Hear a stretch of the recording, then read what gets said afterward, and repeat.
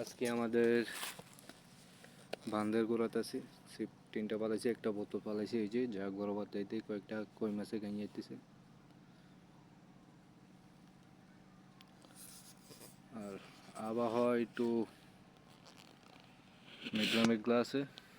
মাছের ওয়াশ আছে, আপনাদেরকে তাই দেখাতে পারলাম না। মাছের ওয়াশ কিছু পাইলাম।